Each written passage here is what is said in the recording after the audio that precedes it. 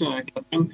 Thanks a lot also for inviting me to give this presentation. I'm very honored to not be here, but virtually be here in Marseille. It's a shame that I could not be there in person.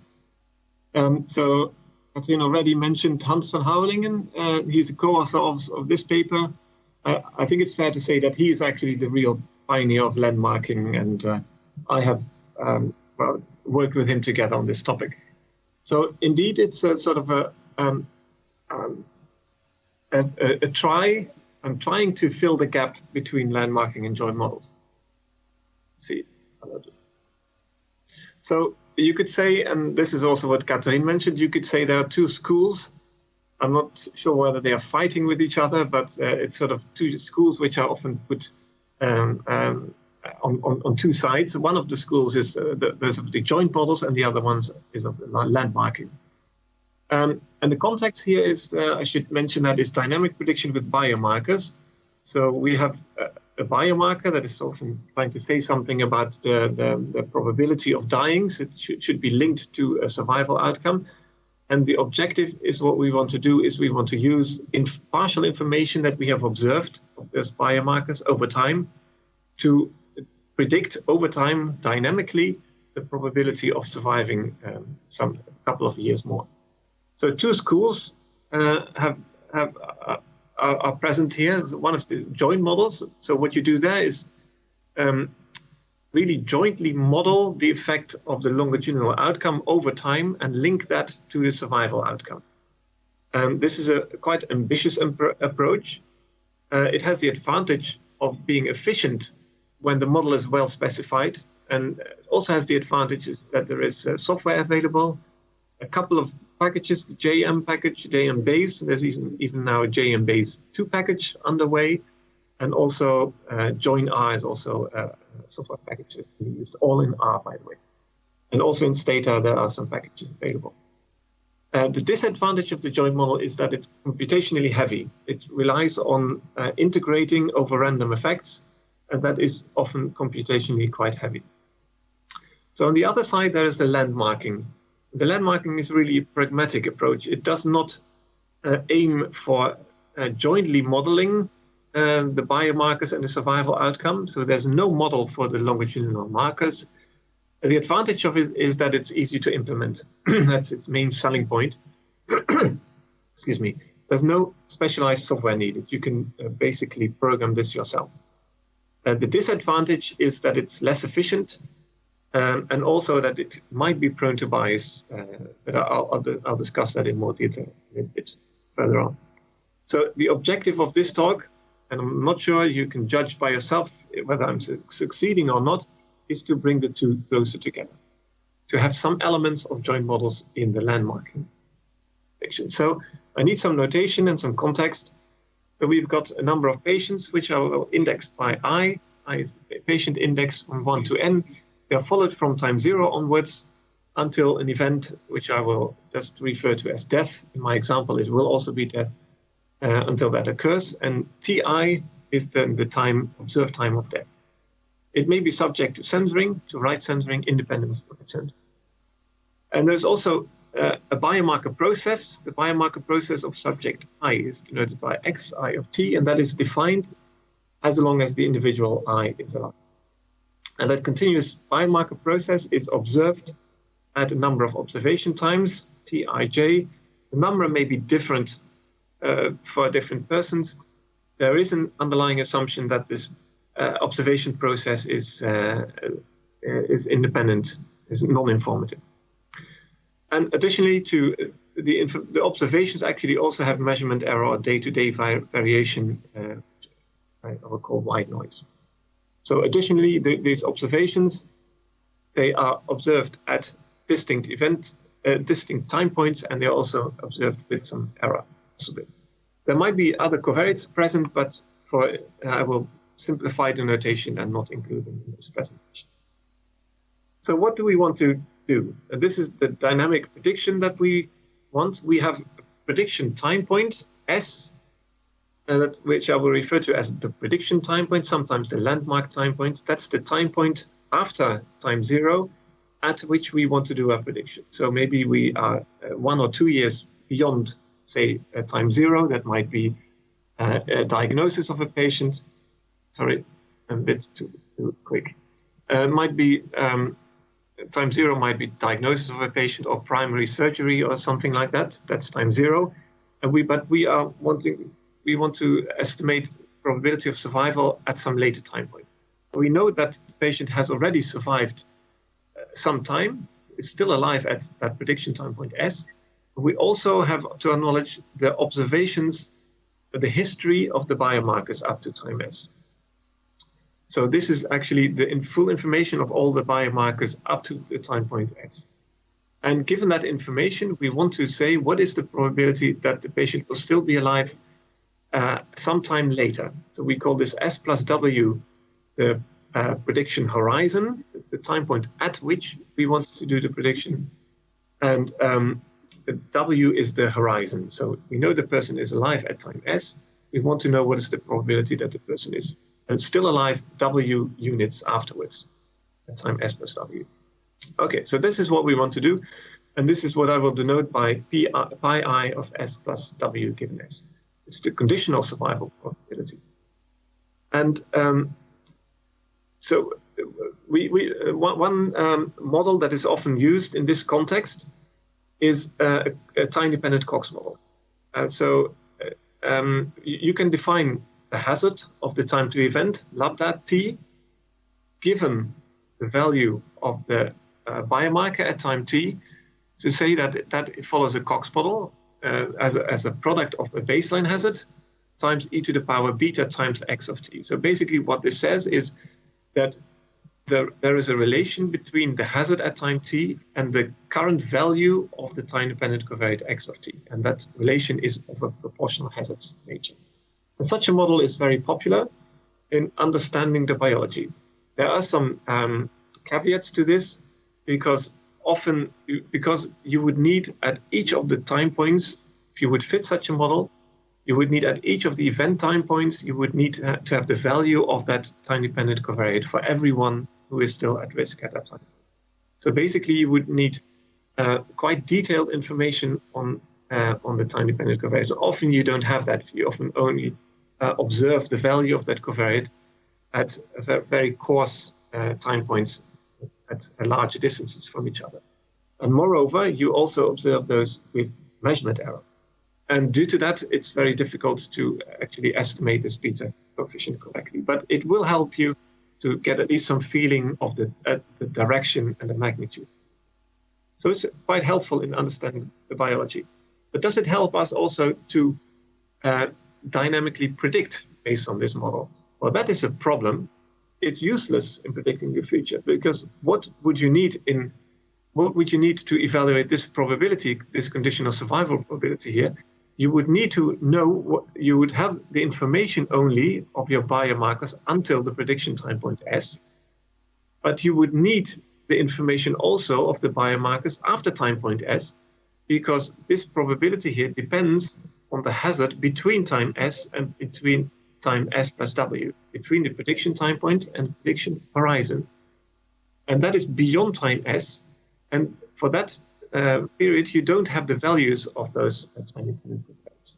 So you cannot use this simple time-dependent Cox model for dynamic prediction.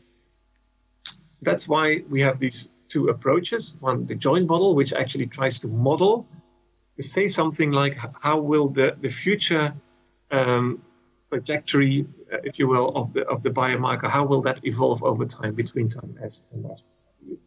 That is what the joint model tries to do, and landmarking tries to do solve that in a simpler way. So I'll discuss the two methods in a little bit more detail. So the joint model, what often is assumed is that XIT, the biomarker, follows a Gaussian process with a certain mean that can be a linear model with a random intercept and a random slope, and also a covariance function that often follows from this linear mixed model. So a popular choice is, as I said before, a linear mixed model with a random intercept here and a random slope over here, with two random effects assumed to be bivariate normal with mean zero. And that underlying Gaussian process is then observed at a number of time points with independent errors, Eij. And then the model assumes that the hazard of dying at time t actually depends on the current mean value of this Gaussian process. So the value of xit without the measurement error, say. So, and that is what is then fitted by this joint model. I will not go into the details of how it is fitted, but that's being done. And more refined options are possible. For instance, it could be that this hazard not only depends on the current value of the biomarker, but also on the current slope. So if the biomarker is increasing at that moment, that might increase also your rate of time. So in a simulation study in the context of competing risks, actually, Luc Ferré in a paper in 2019 showed that it is important actually to correctly specify this mean model. Otherwise, you can also, with the joint model, you can get one. So here's the landmarking, and I'm calling it 1.0 because later on I'm going to introduce landmarking 2.0. This was introduced by a paper in the Scandinavian Journal of Statistics in 2007 by Hans van Houweningen. So remember that what we want to do is estimate the conditional survival, given that someone is still alive at time point S, and given the history at that time point of the biomarkers, we want to predict estimate what is the probability of still being alive at the prediction horizon. And the approach is really very simple. You look at the prediction time point, and then you select all the people who are still at risk at that time point. And for those people who are still at risk at that time point, you look at the data that is present for those people at time S. So you summarize the history of these biomarkers that you have observed in some way. And here's, I'm going to mention some possible summaries. But you're going to summarize that history up to time S in some way, and that you're going to use that history, and that's frozen, if you will, at the prediction time point. You're going to fit a Cox model with that history up to time S as a time fixed covariate in a model for estimating survival afterwards.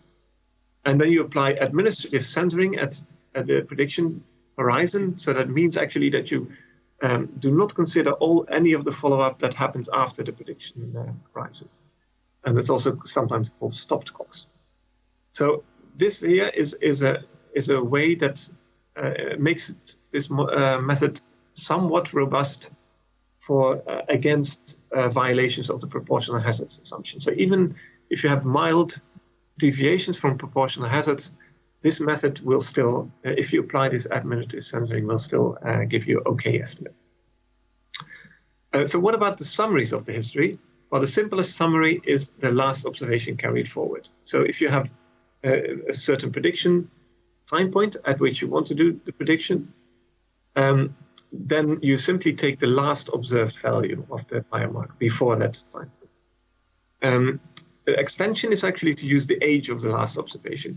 The concern here with this approach is that prediction time point might be 2 years after surgery or after time zero, and the last observation might be half a year before that, or maybe even 1 year before that.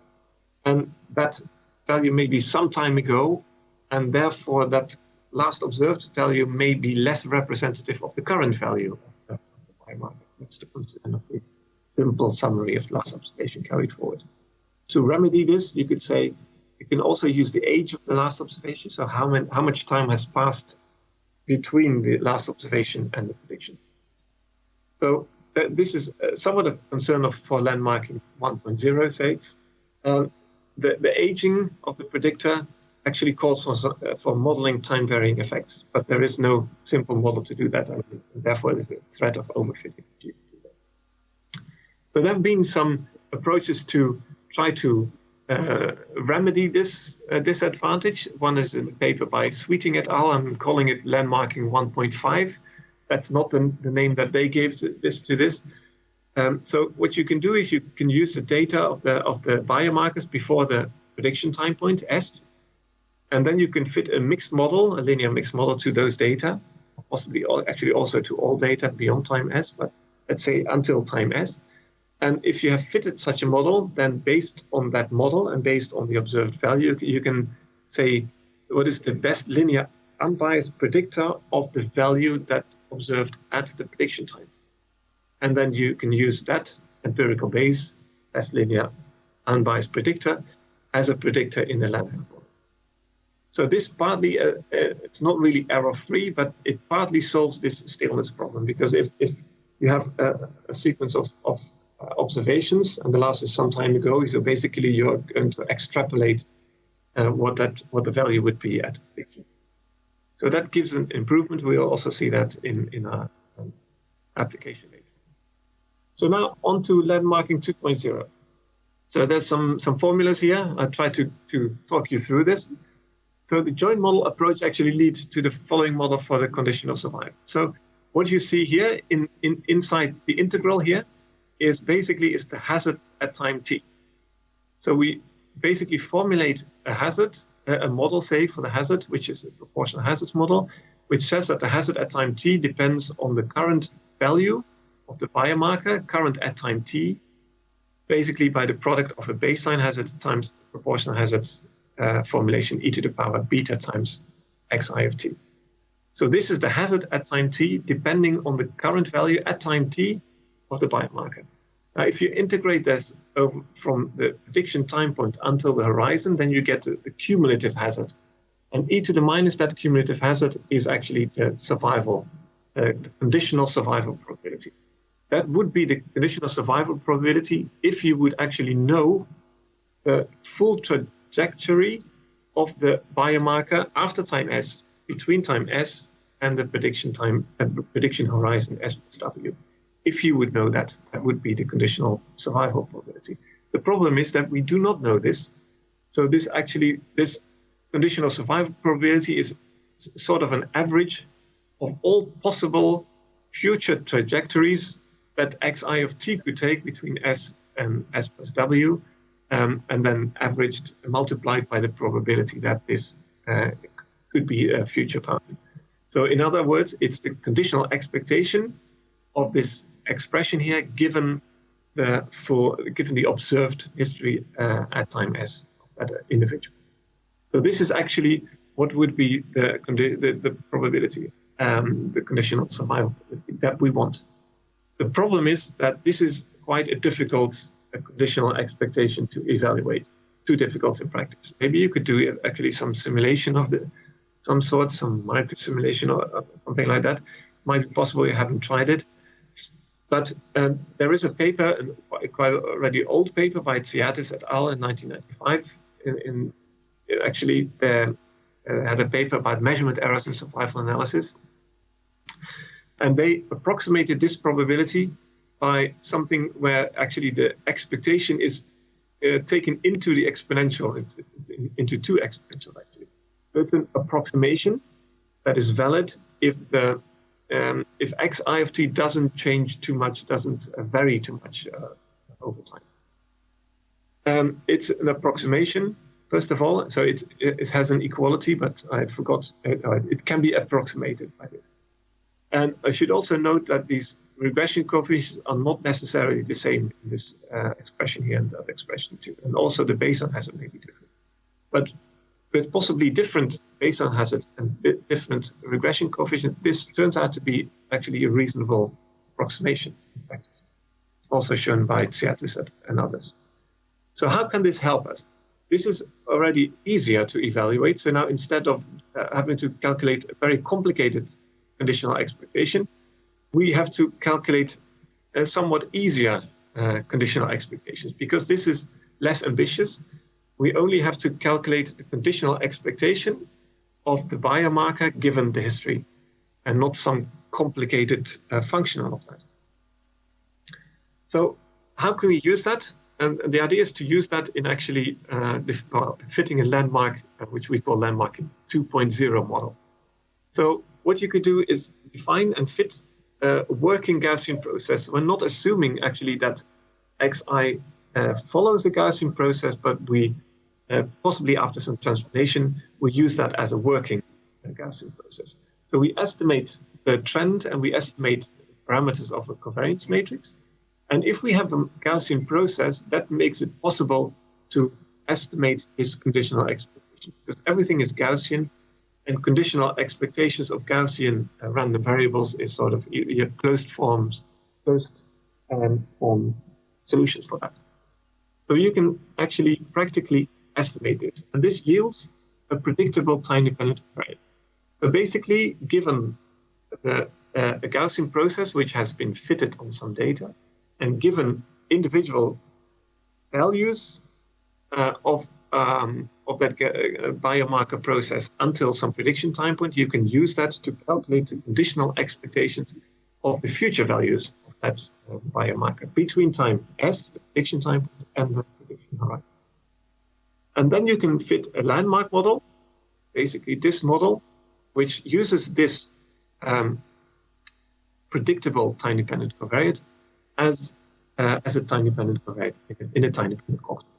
And that will yield a regression coefficient, beta hat, and an estimated baseline. After you have fitted this landmark model, if you want to use that landmark model on new patients, maybe in a validation data set or some external data, here's a new patient with some history, some observed values of the biomarkers until time S, knowledge of that this patient is still alive at time S. Then you can use the Gaussian process again to estimate what would be the values of the predictable time-dependent covariates, the predicted actually values in future values of the biomarker for that individual too. And then you would have these values, let's call them X hat star. Star is referring to that new patient. And then you can, since you have the estimates of the regression coefficients and the baseline hazard, you can then calculate predicted hazard increments for that patient given its biomarkers observations until time S. You can do that for every time point u between the prediction time and the prediction horizon, add them up, and that gives you an estimate of the predicted probability. So you see it's quite a bit more complicated than simple landmarking, because that would simply use the last observed value, but we hope that it will give us an improvement in terms of prediction error. So the properties is that this approach, it's still simpler, although maybe it doesn't look like it, but it's still simpler than joint model because it avoids latent variables, it avoids integration of a random effect when evaluating prediction probabilities. And it gives also a robust estimate of the survival given the predictable X values of the time-dependent covariate. It might be less efficient than the joint model, but it allows actually close inspection and direct modeling of the trajectories.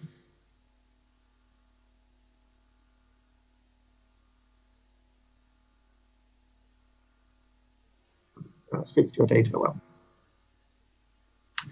Okay, and as a working longitudinal model, we propose actually some variance components approach using autoregressive model as also used in Dempsey and McCulloch 2018. I'll be talking about this paper a little bit in more detail later.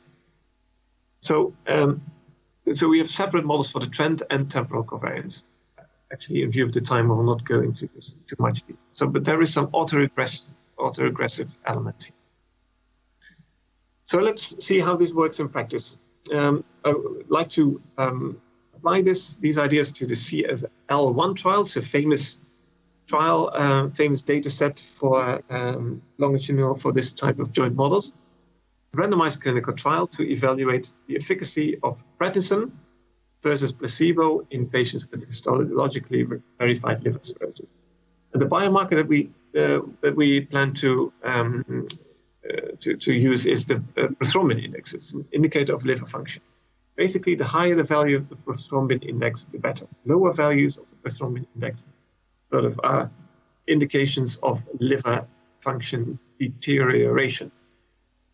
So here see the spaghetti plots for placebo and prednisone separately of the prothrombin index over time. So it's years since randomization. You see a slow but steady increase in both treatment arms of the prothrombin index. I should mention this is a simple smooth average among those who are presently at risk. So there is some selection because of people dropping out because they die. So don't take this as a model, actually, but as a descriptive. For longitudinal model, we fitted this model, it was mentioned earlier, on both prednisone and placebo patients, where we assume different trends, linear trends, but the same covariance parameters. So we have one set of variance parameters and two different trends. You see one trend for the placebo arm, which increases a little bit more steeply than for the prednisone arm. And actually, that's what you also see here. So this increases a little bit steeper here now and starts a little bit lower. It's also here. Yeah, this is not so important. I will skip this. So what we want to do here is we want to use this, also this estimate of the Gaussian process that we've just fitted for landmarking 2.0. And the aim is dynamic prediction at some prediction horizon for those who are alive at some prediction time point. So the prediction time point S, we take 3 years after randomization, quite arbitrary. And also the prediction horizon, we take quite arbitrarily 2 years. So 3 years after randomization is our prediction time point, and 5 years after randomization is our horizon. And we want to use all the marker values observed until time 3 years. So we fitted 4 Cox models, based 4 landmark Cox models, one based on the last observed measurements before 3 years for everyone, one based on the best linear unbiased predictor. So based on that Gaussian process that I mentioned before, you can you can use that, as I mentioned before, to calculate the expected value, the expected future behavior of the biomarkers after the prediction time point, given here by x hat t. But you can also use the value predicted at the prediction time point, and that's landmarking 1.5. This is landmarking 2.0, based on the Gaussian process. And we have another landmarking 2.0 where we use a different way of calculating the expected value of the future values of the biomarker process. They come from a revival. I will explain that in a minute. So here's for each of the subjects who are in the landmark data set, who are still alive and at risk and a follow-up after 3 years, we have observations before 3 years, and we show here what is for each of those patients in the data set the future between the prediction time point and the prediction horizon, the future values of the time, the biomarkers over time. And this is, I think, you can really call a spaghetti plot. This is at the left side is how you put them in the pan, and on the right side is how they enter into the pan. Anyway, so it shows the individual trajectories. These are used first to estimate a regression coefficient and the baseline hazard, and later on using that regression coefficient and the baseline hazard to estimate prediction probabilities for other patients. And now this is the point where I should also mention revival. So here I mentioned actually also that I was going to use x hat of t, so landmarking 2.0 in a combination of revival. So what do I mean with revival? This is a different approach of obtaining future values of the time-dependent covariates. It's based on a very interesting paper by Dempsey and McCulloch, which is also the motivation for the particular covariance structure that we use. And it's based on a very simple and intriguing idea. So if you look backwards in time, very often you have situations where a patient starts to deteriorate. You see that in some biomarker increasing in value or decreasing, that might, but let's say increasing in value. And that is then a sign that there is something wrong. And that also means then that soon after that, the person dies. If you look at the biomarkers in reverse time, so look at everyone who dies and look in reverse time before death, how that looks like, then you will see an increase soon before death. And the idea is then to use that also for dynamic prediction. That is explained in the paper by Dempsey and McCulloch. Reference will come in the end. There is a problem with this approach, however, because not everyone dies. And then what do you do with the people who don't die? In the Dempsey-McCulloch, they do have another proposal, but we decided to take another approach, which is due to von Houwelingen also in discussion of that paper. It's a discussion paper in Lifetime Data Analysis. So the idea is to define some late point in time, some late horizon, tau, not prediction time horizon, but some time later on, and then simply distinguish between the people who died before that time point, so they are the dead people. For those, you look at the marker values backwards from that time of death, because you have a time of death for those individuals, and you have a separate set of people who are still alive at the prediction time, but or who were censored before time tau. And for those, you look backwards from that horizon, not from time of death, because there is no time of death, but from that horizon. And basically, then you make models, separate models for the people who have died and the people who have survived. So to see how that works in this data set, in the top row, you see the survivors, and the bottom, you see the people who actually died. Going from left to right is going forward in time, but they are aligned in such a way, especially in the bottom row, that the time 0 is the time of death. So going backwards from time of death is going from right to left. Then you see that prior to death, the prothrombin values tend to decrease over time. And also, especially in this prednisone, you see that even more clearly. Prior to death, the prednisone value, so the prothrombin values tend to decrease. So you can make a model. Basically, you try to fit a certain model, longitudinal model, to this data and to that data, and also to these data, basically. You can use that for two different purposes: direct revival prediction and revival using landmarking 2.0. So revival and dynamic prediction goes as follows. You, as I mentioned before, you fit longitudinal models to the observed longitudinal outcomes, but then backwards from the time of death or backwards from the horizon tau, which I mentioned. And then using also a marginal model for the time to event and the fitted longitudinal models, you can use Bayes' rule to calculate the probability of dying at future time points. So basically this says, what is the probability given still alive at time S, and given the history before the prediction time point S, what is the probability of dying at time T? That can be given by Bayes' rule by saying it's the probability of the observed values, x hat of t, so the tilde is all the observed values actually, given someone dies at time t, times the marginal probability of dying at time t given survival at time s. So this can be easily obtained from a Kaplan-Meier or conditional Kaplan-Meier, and these can be obtained from these longitudinal models backwards in time. Specified time point t at which someone dies, and you have a model basically for what is the probability for these backwards in time values.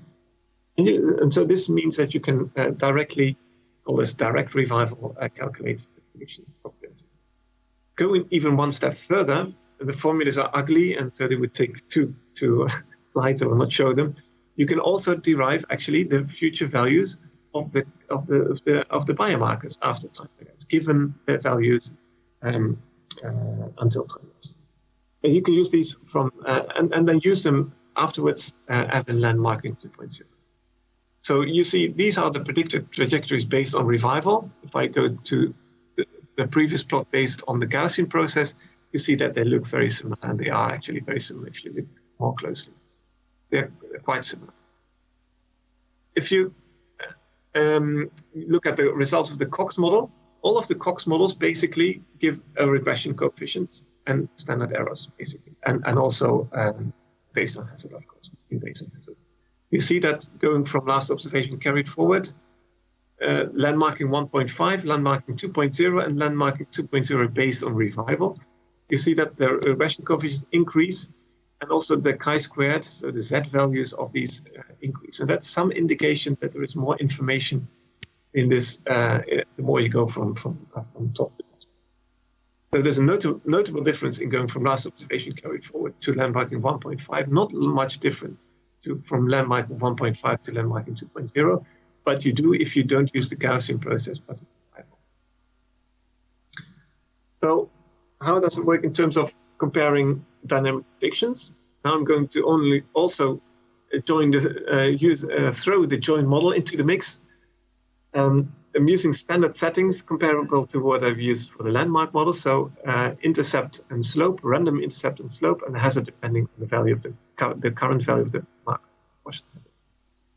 And for proper comparison, because actually the revival has more variables that are estimated, we use leave one out cross validation. There's one point which I cannot dwell on too much here, but the revival models are not well calibrated. That has already been noticed in that paper by Dempsey and McCulloch, and especially also by the discussants of that paper. For the revival models, therefore, I'm showing the calibrated dynamic prediction probabilities. I'm doing it, I'm realizing that I'm favoring the revival, but a little bit, but so be it. I'm going to discuss it. So what is the result in terms of the prediction errors? In terms of prediction errors, as a benchmark, here's the null model, which basically only uses the Kaplan-Meier to estimate probability of surviving, but has certain Breyer scores, which I then used to compare the Breyer scores of the other prediction error. Let me only discuss the Breyer score. This is the Kullback-Leibler prediction error. So looking at the Breyer score, you see actually that the Juin model performs rather disappointingly, and only 2.1% improvement of prediction error. So this is 0.1649 is only 2.1% lower than the 0.1683 by the null model. Direct revival is a lot better. Compared to that, landmarking 1.0 performs not so well. Landmarking 1.5 already better. Landmarking 2.0 also. And landmarking 2.0 in combination with this revival in this particular data set performs really the best in this case. So wrapping up, because time is also almost there. Of course, this is only one data set. I realize that it's not really certain in how far this results on this one data set, and actually also only one choice of the prediction time point and horizon, and how far they generalize. But I think it's fair to say that the landmarking principle that prediction should depend only on the past, nothing but the past, in a transparent way, firmly stands. Nevertheless, there is a lot to learn from the future of the past. So if you see from other people how the future behaves depending on the past, then you can learn from that. And the Juin models, especially also in combination with revival models, can be helpful in building models beyond landmark 1.0.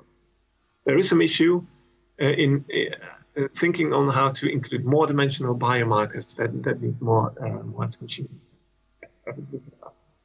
So if you are interested in this, a preprint, a manuscript that's currently under revision, it can be found in archive. If you Google archive landmarking 2.0 PATA, then you will find it, I think. And also the full code of these analyses can also be found on the GitHub repository in our department. And here's some references. These are the good old references for landmarking, and these are also the other paper by Dempsey and McCulloch, which I really recommend. Thank you very much.